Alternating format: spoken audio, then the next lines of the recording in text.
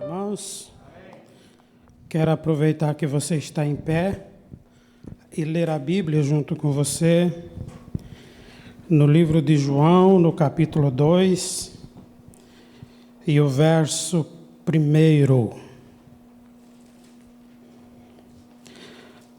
A Deus seja toda honra, toda glória e todo louvor, porque Jesus é bom. No livro de João, no capítulo 2, verso 1, diz assim: E ao terceiro dia fizeram-se umas bodas em Canaã da Galileia. E estava ali a mãe de Jesus. E foi também convidado Jesus e os seus discípulos para as bodas. E faltando vinho, a mãe de Jesus lhe disse: Não tem vinho. Disse-lhe Jesus: Mulher, que tenho eu contigo?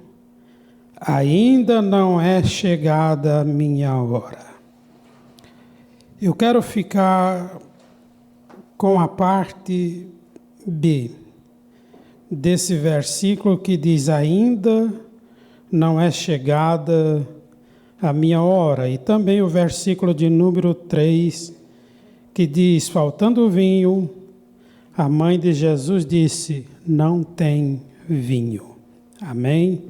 E os irmãos poderão tomar os seus assentos. Agradecidos ao Senhor por mais essa oportunidade sublime de uma vez mais poder falar a palavra de Deus aos nossos corações, meditar nela e aprender com ela. Cumprimentar os nossos amigos, Celso, e toda a equipe. É um prazer imenso revê-lo. Já conheço de muito tempo e um baita de um pregador. Eu acho que deveria ser ele o pregador. Um grande pregador, homem de Deus. Mas eu vou lhe poupar dessa vez. Vou deixar só com a sanfona hoje. E é sempre bom poder rever cada um dos irmãos e junto nós poder meditar na palavra de Deus. Visto que é um culto de família, culto da família, eu li esse texto e ele trata-se de um momento em que Jesus participa de uma festa. Segundo a Bíblia, era uma festa de bodas. Alguns estudiosos dizem que essa festa era uma festa de casamento. Outros dizem que era um aniversário de casamento. Mas o interessante é que era uma festa. E Jesus foi convidado para essa festa. E também foi convidado os discípulos. E estava ali também a mãe de Jesus e mais algumas pessoas. O que me chama a atenção no texto da palavra de Deus, seja ele qual for, são as lições lindas e maravilhosas que ela nos traz ao nosso tempo atual. Que eu consigo entender na vida desse cidadão ou dessa pessoa, ou desse casal que estava fazendo a sua festa, que eles tomaram uma decisão muito sábia, muito inteligente, de convidar Jesus para essa festa.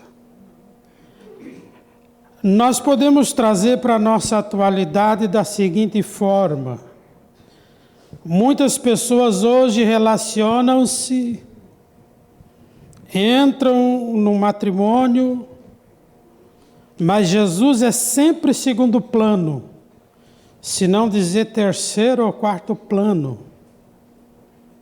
Sempre tem outras prioridades para serem convidados.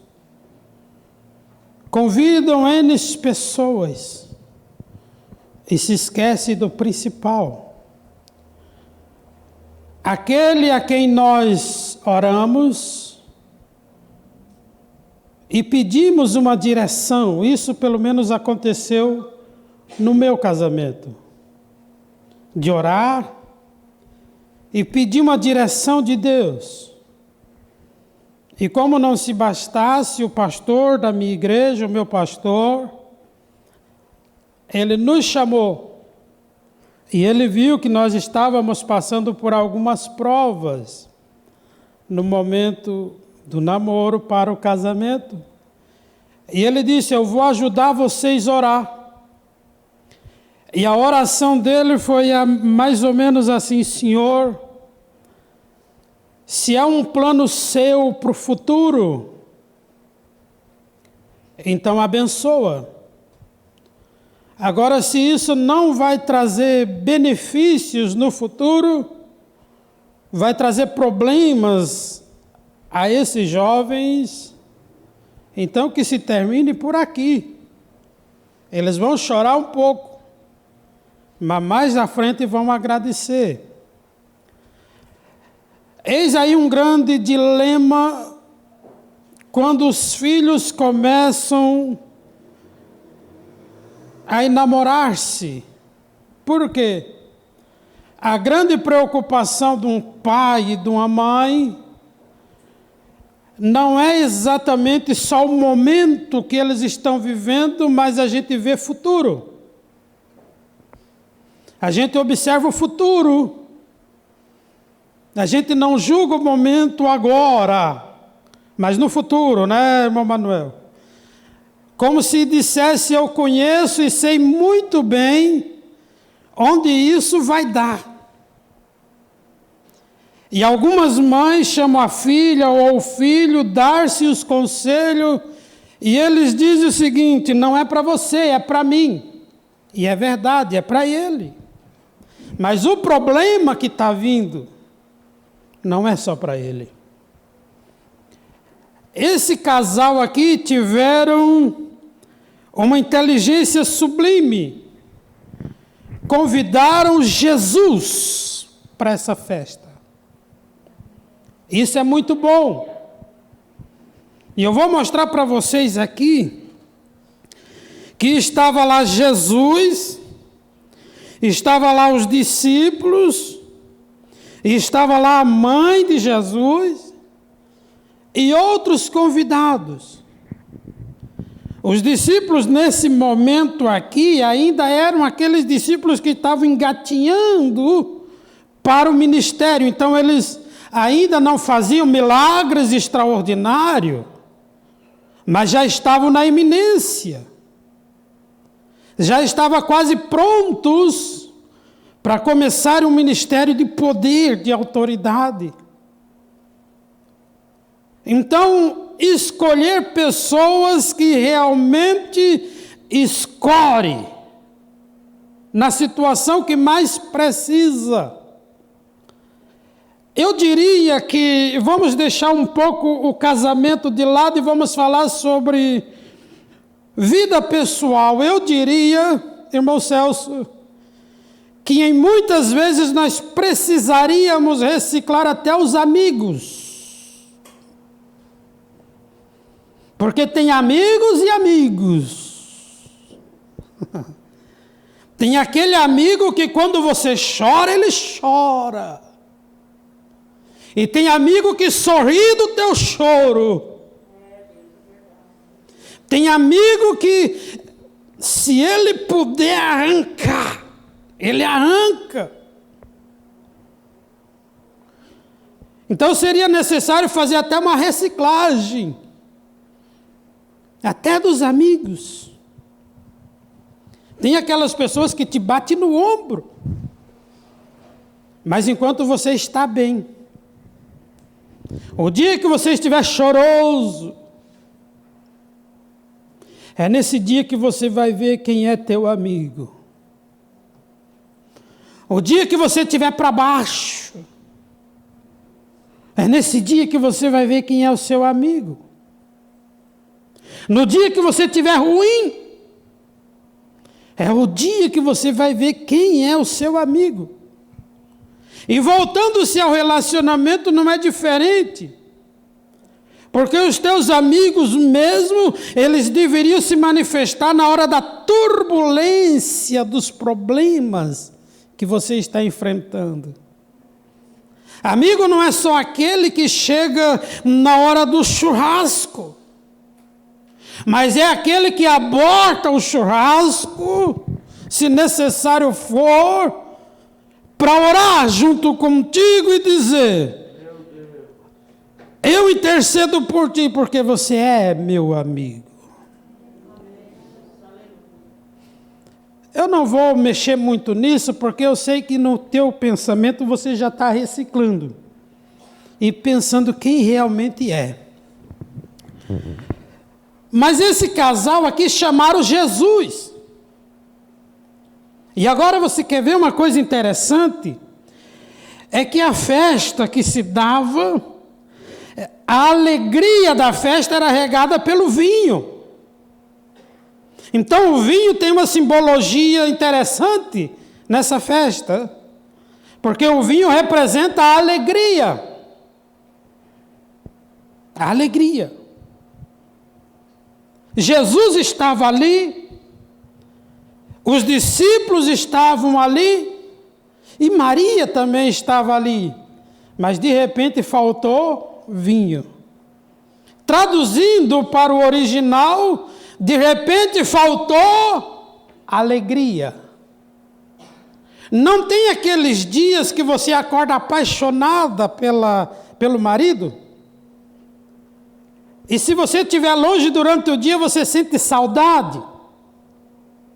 E não tem aquele dia que se você pudesse pegar um pau de macarrão e acertar, tu acertaria. São dias e dias. Isso não quer dizer que Jesus deixou de morar na casa, ou de estar na casa, porque Jesus estava na casa e faltou alegria. Jesus estava e faltou. Sabe que lição eu extraio disso? É a seguinte: é que tem pessoas que no momento que a adversidade bate, a primeira coisa que faz é: não vou mais na igreja. Não oro mais, não falo mais com Deus, Deus se esqueceu de mim. Irmãos, Ele está dentro da sua casa, não fira Deus por isso. Olhe para o problema e diga: você pode até existir, mas dentro da minha casa eu tenho convidado especial. O problema pode ser real, mas se você tem um convidado especial, fica tranquilo, ou tranquila, que tudo vai dar certo. E aí, Maria vem e diz para Jesus: faltou vinho, faltou alegria. E Jesus disse: eu não tenho nada contigo. E não é chegada a minha hora. Sabe o que eu aprendo aqui? Primeiro, quando ela diz faltou, ela observou, ela viu, ela notou sem que ninguém notasse. Se eu disser que Jesus não notou, é mentira. Mas ele notou, mas ninguém mais observou. E ela observou. Sabe qual é a lição que nós temos? É que sempre tem alguém que sabe do que está acontecendo. Sempre tem alguém que sabe que você está passando por uma situação difícil. E essa mulher aqui, por mais que ela levou um fora de Jesus, porque ela levou um fora tremendo, ela ainda intercedeu. Mestre, faltou o vinho. Não tenho nada contigo. Olha fora. Mas ela intercedeu. Que lição eu extraio disso? É que nem sempre as nossas orações, elas são resolvidas no exato momento em que pedimos. Mas isso não isenta a hipótese de que Jesus ainda está ali. Aleluia. Ele ainda está ali. E se ele ainda está ali, o milagre é certeiro. Então tem sempre alguém intercedendo. Tem sempre alguém orando. Tem sempre alguém ajudando de alguma forma, intercedendo por você. Eu lembro de uma história que eu ouvi há tempos atrás. Eu ainda era solteiro quando eu ouvi um pregador contar uma história de um moço que ele tinha muita intimidade com Deus. E um dia ele chegou no culto. Ele ia ministrar naquele culto durante 3 noites. E tinha uma senhora que orava continuamente. E essa senhora, Deus usava. E ele fez uma pergunta para ela. A senhora fala com Deus. Então a senhora ora a Deus ao meu favor. E vê se eu tenho alguma coisa para corrigir. Ou se eu estou errado em alguma coisa. E a senhora foi orar. E ele foi pregar. E aquele peso no coração. Porque geralmente a gente tem esse peso. Será que está tudo bem comigo? Será que eu não tenho que mudar? Será que eu não tenho que transformar alguma coisa? Está tudo certo? Se Jesus voltasse hoje, se Jesus voltasse agora, ou se a morte batesse à porta da minha casa, como eu me apresentaria diante de Deus e como eu estou? Então, algumas vezes a gente tem esse receio. E quando terminou o 3º dia, ele perguntou para a senhora orou? Orei. E Jesus falou alguma coisa? Falou. E o que ele disse? Ele disse que se você tem alguma coisa, ele já lançou no mar do esquecimento.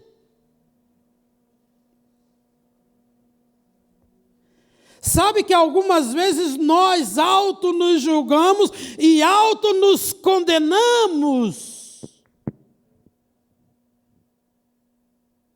Aí Jesus entra nesse momento. É o momento que Jesus entra. Mas vamos voltar atrás. Sempre vai ter alguém intercedendo por você. Mesmo que esse alguém algumas vezes diz, eu acho que Deus respondeu a oração que eu fiz para fulano, ou Deus respondeu o que fulano precisava, mas pela oração de outro eu acho, porque pela minha, eu sou tão falho, eu sou tão fraco, eu sou tão pequeno. Se você é falho, fraco e pequeno, está fazendo o quê? Nós temos que ter fé naquilo que buscamos. Mas essa mulher aqui, ela levou um fora. E ela diz para Jesus, acabou o vinho. E Jesus deu um corte nela, não tenho nada contigo, que tenho eu contigo? E aí ele diz outra frase que é outra lição. Não chegou a minha hora. E é aqui que eu quero parar um pouco. Porque tem algumas coisas que acontecem na nossa vida que parece que não tem solução, não tem jeito, parece que não vai dar em nada, mas Jesus está dizendo, ainda não chegou a minha hora de agir.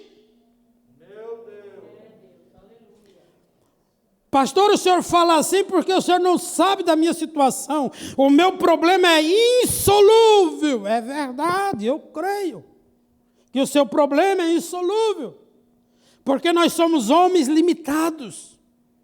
E dentro das nossas limitações, nós não alcançamos o objetivo que precisamos. Agora, se Jesus está dentro da casa, para ele não existe limite.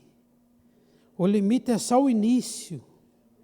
O fim, onde eu chego no topo e não consigo mais, é o início da nova história. E é ali que ele começa a agir. Deus não precisa de suporte humano para te tirar dessa situação. E eu estou falando isso e eu sinto que tem pessoas que disseram: Deus, eu quero ouvir uma palavra se o Senhor vai me tirar dessa situação ou não. Ele está falando contigo nessa noite que Ele não depende de ajuda de homem para mudar a história da tua vida, mas que Ele muda, Ele muda. Ele muda. Agora tem outro detalhe que Maria me impressiona no fato de Maria.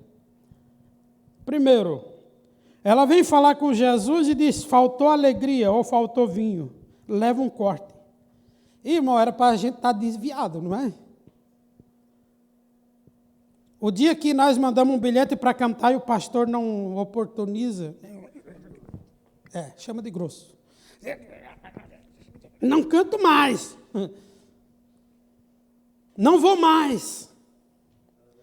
Estudei a semana inteira uma palavra para pregar e quando eu cheguei lá, o pastor escalou outro. Deixa no óleo. Se zanga não. Ela poderia estar desviada. Mas sabe o que ela faz? Ela sai pelos bastidores e diz para os servos: faça tudo o que ele mandar, que vai dar certo. Ela não desistiu por nada, ela não parou por nada, ela sabia que o milagre ia acontecer de igual modo. Sabe o que eu aprendo com essa mulher aqui nesse episódio? É que porque Jesus não respondeu a tua oração hoje, não desanima, mas continua fazendo o que Ele mandar. E sabe o que mais me deixa alegre? É que quando Maria fala para os moços, faz o que Ele manda, eles só bateram continência, não perguntaram nem quem ela era. Só chegaram lá: mestre, o que nós temos que fazer? Olha, isso é interessante, irmão Celso, por quê? Porque se ele chegasse e dissesse: mestre, acabou o vinho, dá um jeito, Jesus ia dar mais um corte neles. Mas aí ele chega e diz: mestre, o que nós temos que fazer? Essa é a atitude de um cristão. Que tem o que fazer, meu Senhor, para essa história mudar? Nós queremos que a história mude, mas não queremos fazer nada. Nós queremos que Deus entre com provisão, mas não queremos fazer nada para que Deus entre com provisão. E agora a mulher vem, fala para os homens, e os homens vêm para Jesus e dizem: que devo fazer? E aí Jesus diz: está vendo essas talhas? Enche d'água. Irmão, outro absurdo. Faltou vinho, não água. Faltou vinho, não água. Aí Jesus manda encher d'água. Que isso tem a ver? Tem a ver sim. Sabe o que é? É que nem sempre os caminhos de Deus são os nossos caminhos. Deus não vai conduzir as coisas da forma que nós queremos que elas sejam conduzidas. Eu queria que fosse assim. E algumas vezes nós oramos uma oração, como é que eu posso dizer? Uma oração assim, fraquinha, raquítica. E dizemos: Deus, eu preciso que o Senhor mude aquela história, mas o Senhor pode fazer assim, assim, assim e assim. Não é isso que nós fazemos na oração?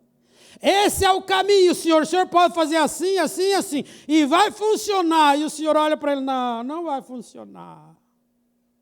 Deixa eu fazer do meu jeito. Faltou vinho, Jesus manda encher d'água. É algo bem oposto. Então, algumas vezes a resposta de Deus às nossas vidas parece ser o oposto do que nós queremos ouvir. Mas se você permanecer firme naquilo que Deus está falando, você vai ver que a resposta parecida com o oposto vai se transformar naquilo que realmente você precisa. E é por isso que eu digo que Deus não precisa de caminho aleatório para mudar a história do ser humano. Ele tem os seus caminhos, a sua forma, e Ele sabe muito bem como agir. Faça tudo o que Ele mandar. São 2 lições ou 3 lições lindas. Falta alegria. Ninguém está livre disso. Ninguém está livre de ter um problema familiar. Ninguém está livre de ter um desentendimento com a esposa ou com os filhos. Não está livre. Ninguém está livre. A única coisa que você não pode é não ter Jesus na casa, só. Ele precisa estar ali. Ele precisa ser o seu convidado. Ainda hoje nós estávamos falando lá em casa aos nossos filhos.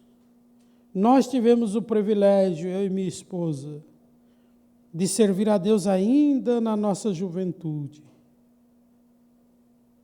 E no período do nosso casamento, dobrar o joelho e orar muitas horas, pedindo uma direção. E aí hoje, a gente se confronta com algumas situações e a gente diz, Deus, parece que a minha oração lá de 30 anos atrás, parece que está tão fraca. Parece que eu vou desvanecer nesse caminho. E é por isso que Ele revela esta palavra ao meu coração, confortando a mim próprio, dizendo, eu ainda estou dentro. E se Ele ainda está dentro, eu tenho esperança. Se Ele ainda está dentro, eu sei que todas as coisas tomarão forma diferente. A outra lição, não é chegada a minha hora. Deus tem o momento certo de agir. Você quer ver só? Eu já vou parar porque esse relógio está errado do meu, mas tudo bem, eu vou por ele. Se você olhar comigo, você vai ver que Deus falou com o moço José lá quando ainda era menino. Revelou para ele que as estrelas se encurvariam. Bom, se Deus tem um ministério poderoso desse na vida dele, por que Deus permitiu dele ser jogado numa cisterna, ser vendido como escravo, parar na casa de Potifar, da casa de Potifar à prisão? Só de prisão ele puxou 13 anos. 13 anos. Mas, pastor Manuel, se Deus tem projeto, 13 anos de prisão na vida do homem, e Deus ainda revelou quando ele era criança, por quê? Porque Deus tem o tempo certo de agir. Então, se esse problema vem te causando calo nas costas, aguenta um pouco, porque essa prisão também tem tempo determinado e Deus vai agir ao seu favor. E quando você sair de lá, você vai dizer, só o Senhor poderia ter feito isso. José poderia sair da prisão e prender todos os irmãos dele. Mas ele entendeu. Prender Potifar, ele tinha poder para isso, de enforcar a mulher de Potifar. Por que ele não faz isso? Porque ele entendeu que aquele tempo era um tempo de projeto, de lapidação, Deus trabalhando na vida dele. Não pense que a gente não passa por uma lapidação, passamos, e algumas vezes é dolorida. Parece que Deus se esquece. Parece que Deus não ouve. Tem momentos que você dobra o joelho para orar e diz, Deus, o que eu falo agora? Por mais que se tenha N necessidades para orar, você não consegue, porque a angústia da alma é muito grande. E aí, nesse momento, é que eu lembro do meu pastor, o pastor que me discipulou, pastor José Correia. E ele dizia, nesse momento, é um momento que tu dobra o joelho e tu só consegue derramar lágrima. Não sai uma palavra, não tem uma frase que se forma na sua garganta. Mas aquela lágrima, aquele choro, a Bíblia diz, o Espírito pega o gemido e transforma em palavra. E leva diante do Pai. Então, se você está mais ou menos assim, continua. Se debruça, chora, lamenta. E você vai ver que realmente Deus está trabalhando dentro de um projeto singular na tua vida, na tua alma. Para mim encerrar. Jesus dá uma ordem aos moços e diz, bota água aí. E eles vêm e trazem água. Eu queria mais ou menos entender a mente deles no momento em que eles estão trazendo água, e não era muito pouco, o senhor sabe disso, não era muito pouco. Entender o momento que eles trazem água, poxa, nós estamos precisando de vinho, o cara pede água. Aí Jesus manda, eles vêm e colocam. Quando coloca, Jesus manda, pega um caneco e enche, e leva para o mestre-sala. Jesus não ora. Engraçado que Jesus nem ora. Jesus não diz uma só palavra, ele simplesmente tibunga o copo lá dentro e manda levar para o mestre-sala. E quando ele chega lá no mestre-sala, diz, ó, Jesus mandou trazer isso aqui para tu. E o mestre-sala pega, sabe, quem aprecia vinho, dá uma... diz, eita, que interessante. O mestre-sala não sabia da falta. Não sabia.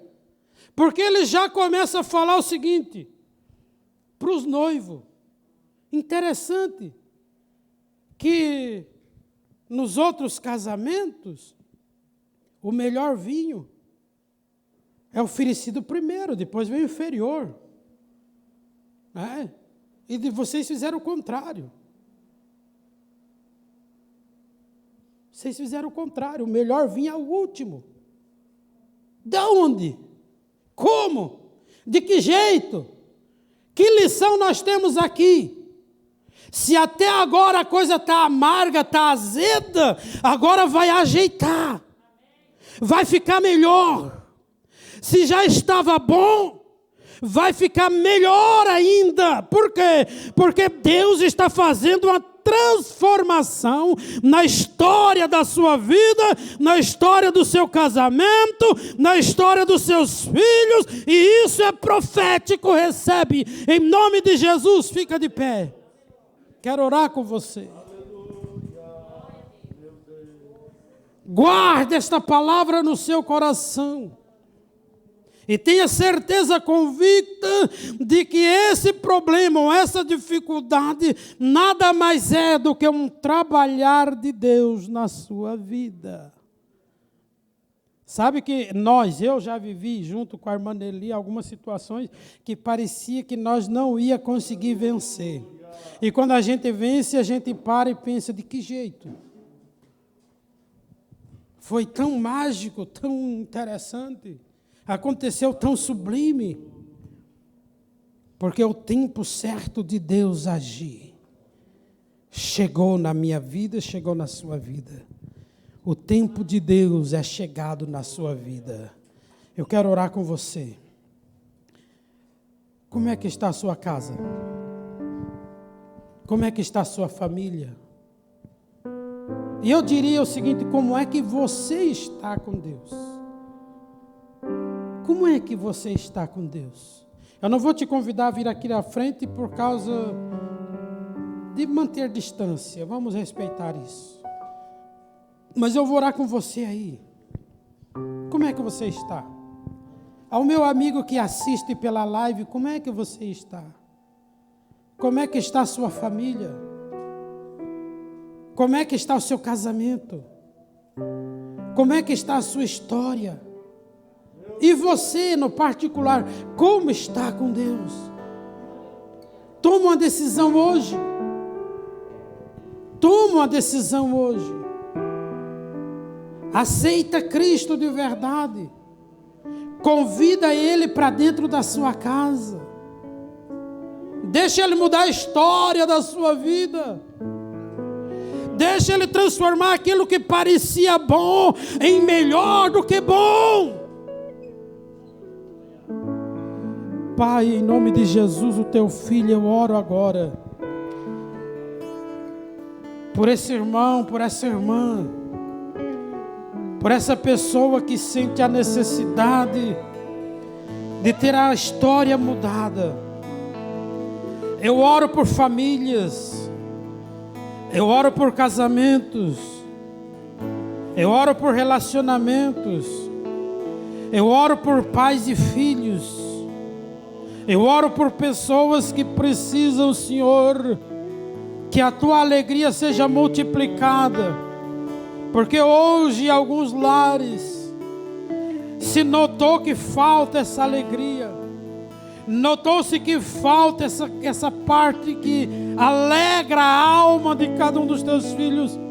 E agora eu quero pedir, Senhor, encarecidamente, se necessário for uma transformação, transforma. Se necessário for uma mudança de projeto, muda. Mas traz alegria de novo a essa casa, a essa família, para que o teu nome seja sempre glorificado, em nome de Jesus. Amém.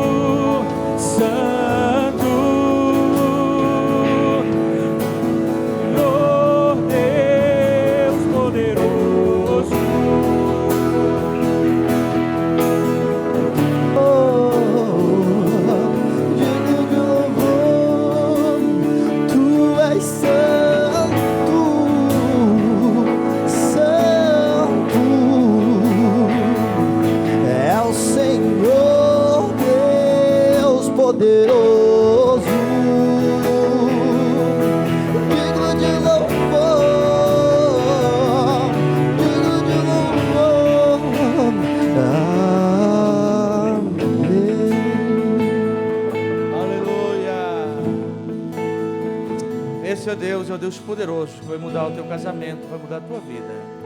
Pastor Valmir, Deus abençoe. Quando as pessoas pregam, eu fico viajando junto, né? A gente tem que viajar junto, né? E Deus falava uma coisa quando o senhor estava pregando, né, ali, que Jesus disse: encher de água.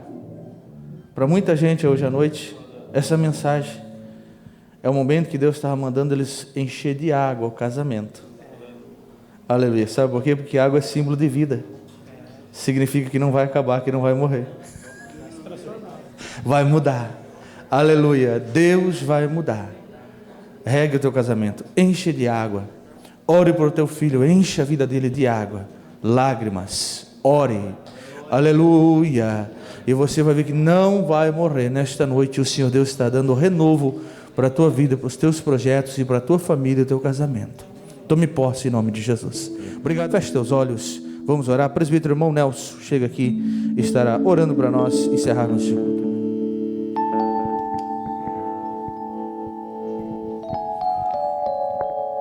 Pai, ouvimos a Tua palavra, Senhor, nesta noite. Sê conosco, papai querido, estendendo a tua mão sobre esta igreja. Que cada um de nós, Senhor, possamos sair daqui fortificados diante da tua palavra. Senhor, abençoe a cada um e guarda em nome de Jesus. Amém. Aleluia. Obrigado, presbítero irmão Manuel, esteve conosco, nosso primeiro dirigente.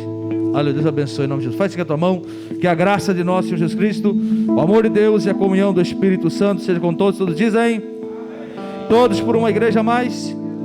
Aleluia. Vai em paz em nome de Jesus. Tenha uma ótima semana.